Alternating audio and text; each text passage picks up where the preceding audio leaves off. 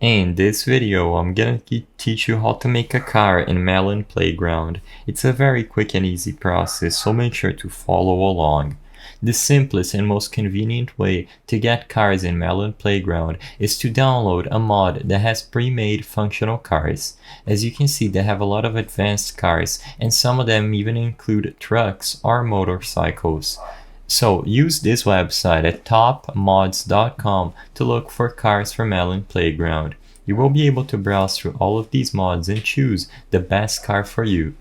As you can see, they have different models and some very advanced ones.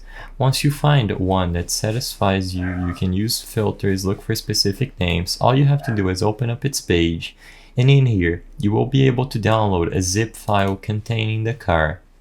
As long as you know how to install Melon Playground mods, you will be able to import these specific cars into the game and spawn them in and start using them.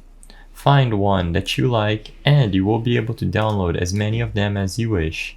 As you can see, all of them are here. They have notes, they are destroyable. You can open the trunk in most of them, turn on the lights, etc. I hope I was able to help you on how to make a car on Melon Playground. If this video helped you, please be sure to leave a like and subscribe for more very easy tips. Thank you for watching.